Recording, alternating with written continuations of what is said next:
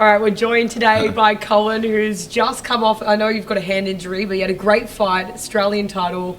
How are you feeling after your fight? Yeah, good. Just another day, basically, really. Like, as much as it's a big win and it's a good achievement, I knew I was going to win that fight, Yep. you know? I knew I was a better fighter. We did all the preparation. But it was a great box to tick, Australian title. We sort of skipped past that, winning regional belts and climbing into the world rankings. And now it's been a bit of another rebuilding phase. So it was good to get the win, and it was a dominant win. But also, like, ultimately, I wasn't happy with the performance, you know? Everyone was real stoked with how I fought, but I was actually not happy with the performance and knew I could have done a lot more. But, it just gives me more levels to go to. What about it were you not impressed with? It was just sloppy and messy. I heard him, dropped him in the third, and then I was just in my head. I was actually, as I said, going into the fight, leading into the fight, I knew I was going to beat him. I knew I was better. Yeah. But the day of the fight, I had just an off day, and I had a lot of head noise going on. And when I knocked him down in the third round, I was all in my head like, oh yeah, this is how it's supposed to be going, and then got in my head instead of in the doing of what I was doing. And it was just a sloppy, messy fight, and he shouldn't have been there with me for 10 rounds, really. But yeah. You have those days. But how does it feel? Because even when I was fighting, I thought the pinnacle was winning the Australian title. You know, it must be good. Like, you can even tell your kids everything. When you look back on it, you were Australian champion. That's pretty special. 100%, man. Like you said, like, that's like like being like WBC, like Oceania. No one knows what it means, but being Australian champion, and especially for my dad. Like, my dad's one of my biggest supporters and backers, and like especially that like generation back. That's like being the Aussie champ. Like he was saying it. I had another former Aussie champ saying it, Vito, where he was saying like Ryan Waters. These guys all. That was the title they held. So yeah, definitely cool. You've been with your dad since the day he died. Even when we used to do a bit of sparring, that your dad's always been in your corner. How's that feel, having him your back like he does? Oh, it's the best, man. Like, yeah, he's the best. Like, he's always, as you said, he's been at every single fight. Always the second in the corner. Like, he never had a big ego to step in and take over. He'd always just be there as a support in the second corner and do whatever I needed to do.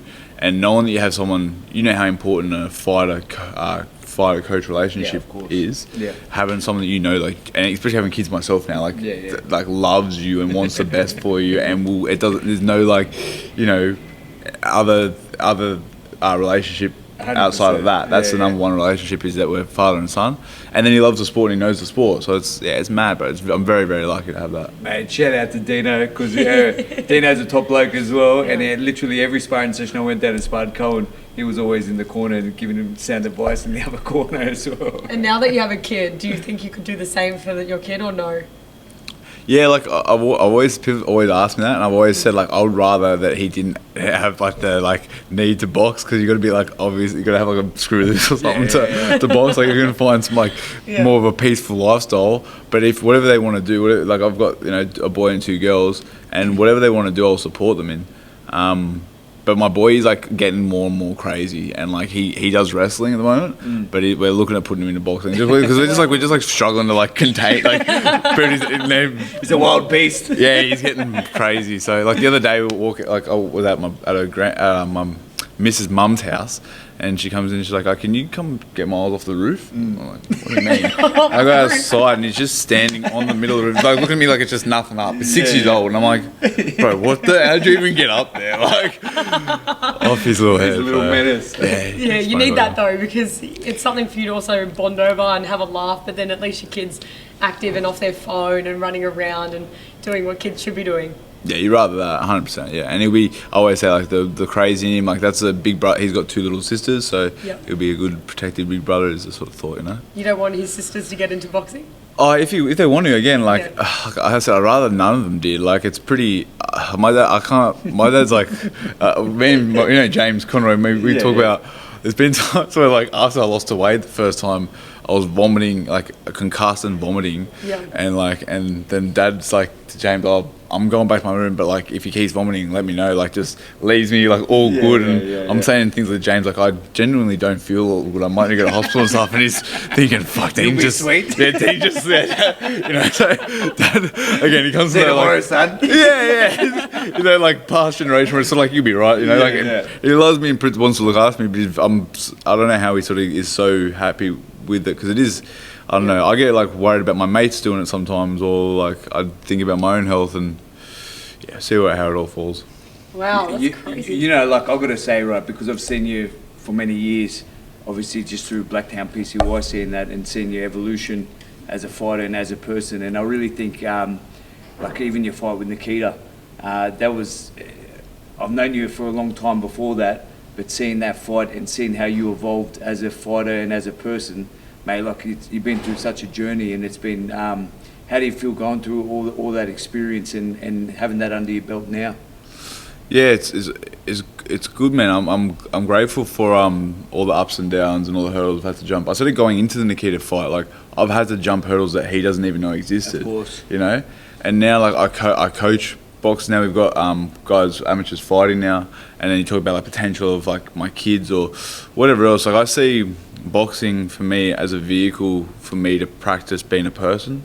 Like it's the thing that holds me accountable, that gives me the reason to be the best version I can be of myself. Yeah, nice. And like through all these steps, these journeys and things that I in the past would have loved to just have the Conor Ben name or one of these names or whatever. Make it easy for yourself. You think that? But then now I'm like, man, like I've been through every single little step. And when I had these first boys the other week have their first amateur fight, and I'm like, forget, they don't have ball, like they don't have groin guards, they don't know what fight they are till the day. I'm like, but this is what it is. Like I've seen every sort of step. So yeah, I'm grateful for all that.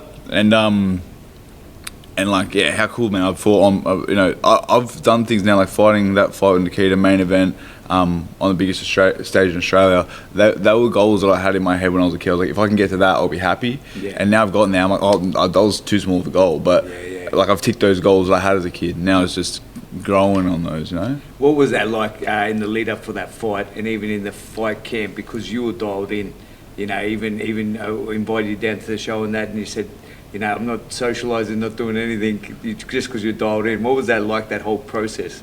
Yeah, it was mad, but I love that. I love those depths of like human nature, like, you know, the warrior.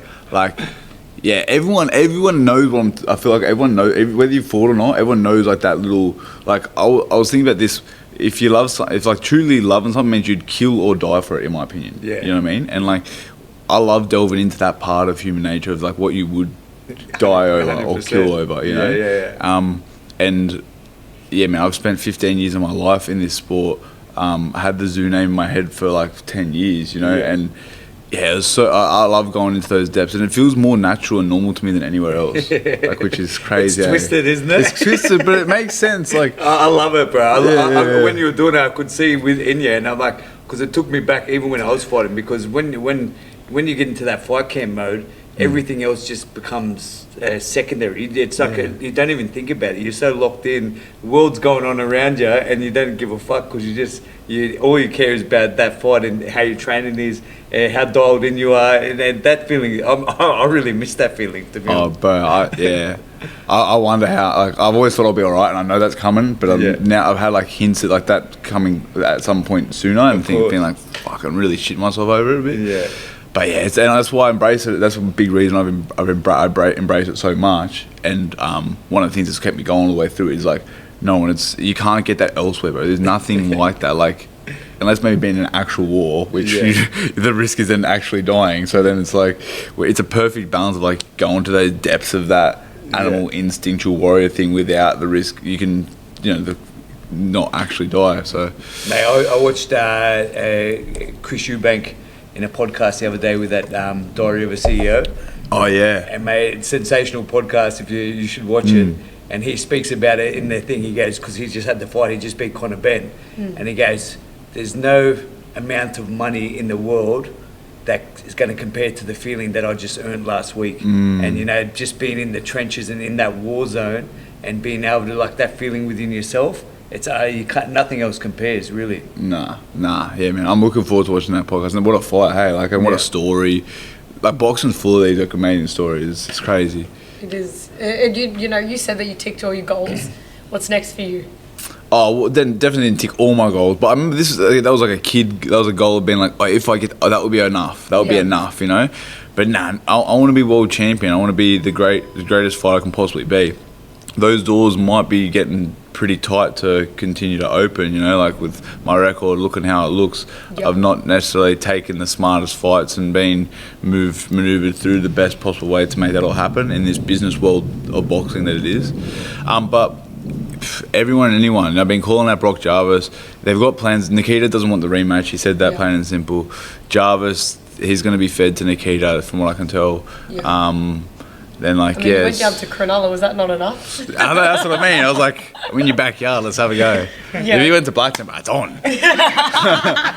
He's not coming out of there. No, he's not coming out. A few of the So, boys like, would have grabbed that him. fight's not happening? Not at this stage. Who knows what the future holds? Yeah. They talked about like a big American, like potential opportunity in America. But again, it's like numbers. You know, my record's 13-4. It sort of doesn't look the part to get those opportunities. Even though, like, yeah. So we'll see what happens. I've got to get this hand right. I'm in the most active division in Australia, so like, there's good fights there. And who knows, like, if you know, Tim lost. If I beat Nikita, as far as I was concerned, like, was a potential opponent for Tim. Yeah, 100%. Like, in reality, he would have wanted to get his brother back, and he was looking for a comeback fight. He'd be wanting a harder fight, but that it's only those. Same with the Nikita fight. I lost. I was ranked number 9 in the world. Lost to Benjamin Hussein by one round. Won one more fight by knockout, and then I was fighting Nikita. You know, so Your resume is impressive. So, I mean, Australian boxers should learn off that and stop taking the padded fights. And you are taking the harder steps and you're improving because of it. You're Australian champion now. yeah, you got to, like, yeah, it does my head in, like, especially like when you see real fighters and like we're fighting for a career, like, and then you're trying to like baby step your way around fight, like, bro, like, you've chosen to do the hardest thing in the world, one of the hardest sports in the world. Do it or don't do it, sort of thing. But yeah, like, that's why, again, talking about my experience. Yeah, it's mad. I look at my resume and I'm like, it's pretty cool. Like, you know, the guys I've fought, and you don't see a resume like that. 18 fights in much in Australia. So 100%. And I look at even just touching on what you're saying now, and being on the promoter's side, like, you can see who the real fighters are and who aren't. And, you know, like, some guys that I thought were about it aren't really about it. And, you know, I've got to say, for you personally, like, I look at you and you haven't not ducked or weaved anyone and actually taken those fights. And I think even though the record's there that you've got those couple of losses, the amount of people and respect that you have for taking those fights and the fights that you actually put on against those guys like Nikita, it's amazing. I appreciate it, man. I mean, Nikita's got a good resume as well. You both had it was the right time that you came to it and you took the fight. I would be interested in seeing a rematch there. I know he probably wouldn't take it, but it'd be interesting. I thought you were gonna win, bro. Like literally, I think there was a couple of the rounds. And I'm like, fuck, I think Koen's gonna get this. Like, because I remember I was in my last fight camp. Yeah. I was sparring you, and I was sparring Nikita, and I was sparring Xander Zay. Still, you're the three guys, right? And I remember, and people were asking me, how do you reckon that fight will go down?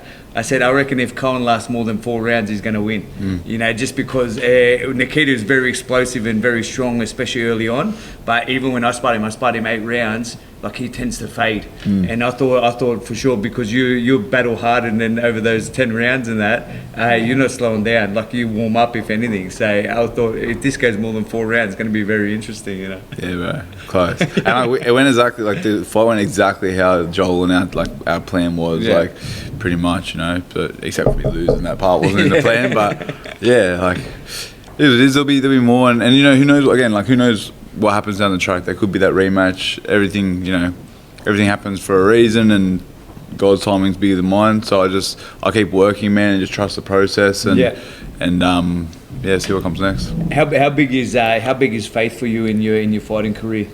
Massive, man, massive. I've been reflecting on this recently. Like, I remember being like 18, 19 with my mates, like, talking and being like, no, I think we're just a hunk of meat, we die and that's the end, sort of thing. Like, I was raised with no, like, you know, respect for nature and like being a good person and stuff, but not with it with God. And more and more of the years I've come to having a really strong relationship with God. I got baptized last week, actually. Oh, amazing. So, congrats, mate. Yeah, thanks, man. Yeah. What a feeling. Oh, man, yeah, it's so good to be able to make that, like, proper covenant and just, you know, release of, like, all the crap in the back of my head. But it's massive, man. Like, believing that, and again, when I say I wasn't brought up with God, I was brought up with, like, believing that everything will work itself out. Like, you know, and that things are going to be okay, and like treat others the way you want to be treated, and these general like sort of consensus of being a good person, having faith. But now more and more that I understand the sacrifice of Jesus, I've studied this stuff, man. I really have been studying this stuff for the last few years, and the more that you seek the truth, the more it comes to you. And the truth is, everything is great. Like, look at the world, look at the times we live in, look at the world we live in, look at the country like we're in. And I get to, like, I'm in a position of a top percentile sport. Like, it's crazy when I start trying to wrap my head around it. Yeah. Which is a big part of what led me to having faith. And that's what I keep thinking. I'm like, look, I've been getting here being like a junkie and like a dickhead, like doing dumb ass stuff, and I've gotten here. Yeah. So like now it's like it's almost easy to have faith, because I'm like, how can it not be a grander plan than mine? You know. You believe everything happens for a reason? I believe, and yeah, exactly. Everything has a reason, and that reason might not be in line with our reason.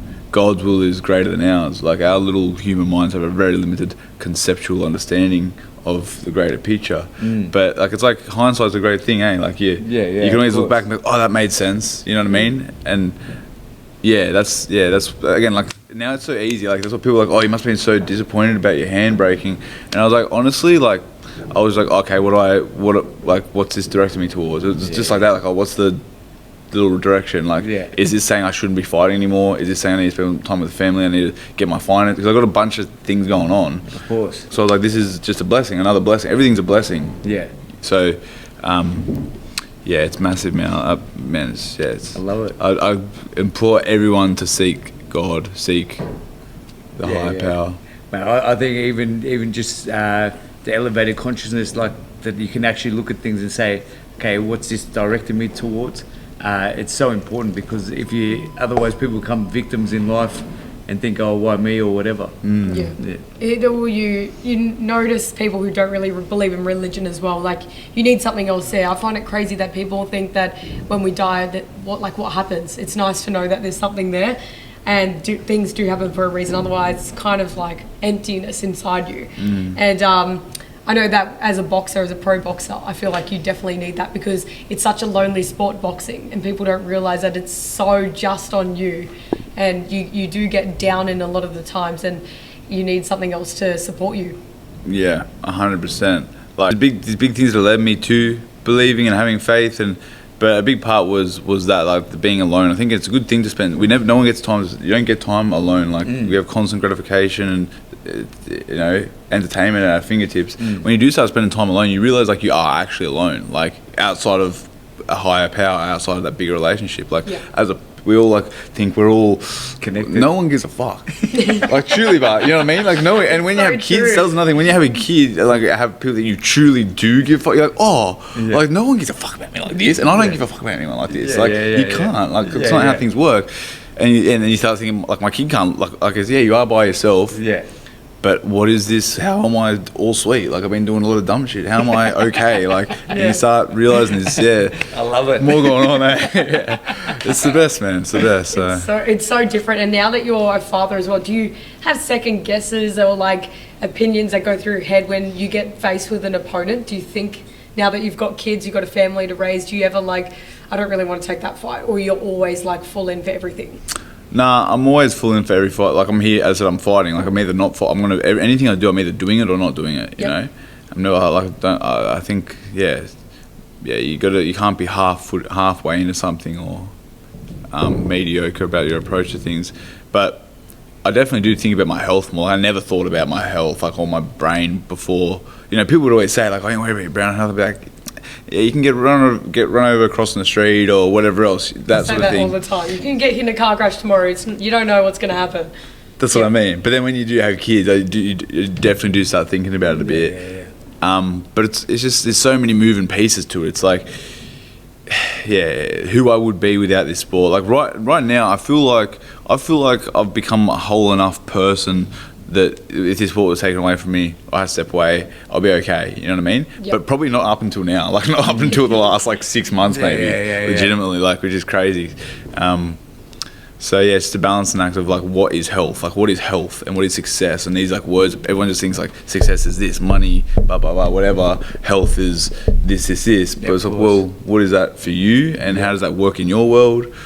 And yeah, I'm crazy compared to like most general populace, I think. So like I got to measure off that. How important do you reckon? Because obviously you're building a legacy that your kids can look up to. How important is that, and what legacy do you want to leave for your kids? I don't really like think of it like that, to be honest. I more just like think, how am I leading by example of who I wish them to be? You know, like I want them to be better than me, like in every way possible. I want, not in a way that like I need that from them, but I want them to be happy. I want them to feel less pain, like pain that's not necessary, you know. Pain's gonna happen in life, but I don't want them to cause themselves pain. I don't want them to have regrets. Of course. I want them to feel confident in themselves. I want them to be strong, good humans. You know what I mean? So that's how I think about like, who am I being that leads that by example? Because you know, like but kids are a little bit young to start back chatting you yet, but I can't wait till I have not far off. I feel like he just bullied you. Oh man, that's what I like. It's so true, but like, you know, like through boxing, like boxing's a real good representation of a relationship. I feel like trainer to coach, fighter to kid, but like you can't tell someone what to do. Like they're not gonna. They might like act on it then, but it's not gonna stick. But you show them and it sticks, you know. Like my boy has done like at 5 years old, was doing like 3K runs with me and stuff. I couldn't believe it. I was like, I'll be like, let's stop, and he's like, no, let's keep going. I'm like, and just does ice baths and shit. Legit does ice baths at 5 years old. Wow. I'm like, you're off your head, bro. But like, It's in the genes. yeah, but it's like he sees it. It's just like normal. We're all doing it. And he gets in. He's like, oh, it's cold. Doesn't want it. And he's like, no, I want to have a go. So that's more how I think about it. I don't think about like legacy as much as just in the moment to moment, like who am I being? Because it's not going to be this finished product and he's like, I'm going to be that, or maybe it will be, but I think about like, I'm trying to spend time with him as much as I can and be a role model that I would like him, that I would like myself to have, of course, sort of thing, which I had as a great dad and mum and everyone else. You're coaching a fair bit now. Like how do you find your coaching helps your fighting and vice versa? It helped in the early days, like when I first started coaching, it helped heaps, like having to explain everything and break things down. Now it's like it's just pays the bills largely, you know what I mean? Like, and I love it for the that what I sort of talked about there, that mentorship, like trying helping people, like that aspect of like helping people, making more use of my experience and the things I've gone through. Like it's great for that aspect. In regards to me trying to progress my fighting career, it gets in the way. It's very difficult to be a student and a teacher at the same time, I think. And like the Bible says that a teacher will be judged more as well, you know, like so I find that happens with me. It's like I've always been trying to work towards just being a full-time fighter and just fighting, and I feel there will be a period, and it may not, but that's going to be the best for my boxing career. But again, for me as a person and for me serving my community and whatnot, it's mad. Like, me and Dad have now 5 or 6 boys registered. 2 had their first exo last week. 1 has his first fight this week. Amazing. Yeah, it's cool, man. Got any fighting on the Wanderers cards or what? Nah, we've got to put our names in, eh? Like, because I've just been like, again, we just started putting them in. But that'll be the plan. 100% they'll be on the Wanderers cards. It'd be great to have them on there. Yeah. I can't wait to see, like, you know, I know you still have so much in the plans for your boxing as well, but having you have a pro fighter underneath you and you getting in the corner, is that something you want to do? Yeah, definitely. Do I want to do it? Do I feel like I feel like I'm being drawn that way. And I thought, like, even the commentary I thought was something I wanted to do, but then like when I do it, I'm like, I don't know if it's necessarily for me. But I think the coaching, I don't know. It's hard. It's hard being a coach, like, because you're there, but you got no control, really. You know what I mean? Like when you're there, when you're doing it, you're like, it's on me. Like that's how I like to live my life too. Is like the good, the bad, whatever it is, it's on me. You know. Of course. But when you're a coach, you're sort of like you suffer hard and can't do anything. And when they win, dopamine hit, like but you get to like get it out. You're like, I don't know. So we'll see what happens. But I see myself going that way. Yeah. Yeah, and you think you'll get a fight here in Australia or definitely be overseas? Like, or do you think the overseas opponent will come to you? For me, my next one?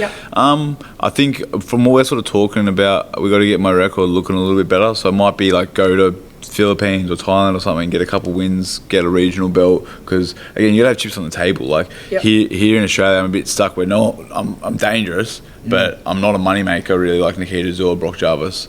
So I'm a bit stuck. And then America, my record doesn't look clean enough. But if I go get a couple more wins and get a regional title, then gives people a bit more reason to fight me, you know? Yeah, of course. There's plenty of good fights out there, but it's just business, and luckily I've got a great team and manager, so yeah, we'll see what Speaking happens. of teams, you recently joined Joel's team, or not recently, it's been a little bit now.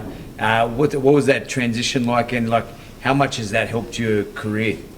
Yeah, it's been massive, man. It's been about almost 18 months. It was a hard transition. You know, I've been with my original coach for 12 years, first coach all the way through.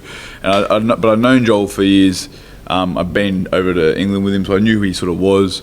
But when I first started training, the first session I went and did there, I've said this to people a bunch, was like the first session I went and did there was like I thought he was trying to break me. Like I thought he was trying to like see if I wanted to be there or not, like crush me. And it was that hard, bro. It was just that fuck. When you say like, what was hard about it, like conditioning wise, or what? Or like, yeah, it was our. So what we do is our conditioning. And it's like red line stuff. It's like an hour of red line. There's no, you get your one little breaks between stuff, but there's no like light part of that session. That hour is like flat chat, and you go straight into your boxing session, which that hour again is flat chat. 8-minute rounds. We do 8-minute rounds. 8-minute rounds. Yeah, 8-minute rounds. Yeah, and then you finish that and do your 30 minutes of partner work. Yeah, wow. And so we did that the first session. I was like, oh, that was cooked. And it was just me and Sam Goodman. And I thought, oh, he's just trying to see if I want to be here and whatever else. And then went back the next day, same thing. And then I just realised that was what we do. That's what we do every day. And now we do that plus sparring on the same day and shit. Oh, wow. Well, Mate, obviously it works because you've got a great team. And like you can see, even Fawcett in his last fight and that, you see the way his fitness and like just him evolved as a fighter. Like you can't miss that work, you know. You can't get around it, yeah. But it's the work, but it's also the culture, and it's Joel's coaching. Like he has a structure and a formula that works. The team, man, it's a proper team. You know, like boxing gyms, and there's been a bunch of boxing gyms. There's some that are just sort of like, there's some ego bad like energy gyms. There's some that are sort of just a place where people go and train, and it sort of happens, the fights, and then there's like a structured family and community, you know, and that's what this is. It's a real good place to be, and like.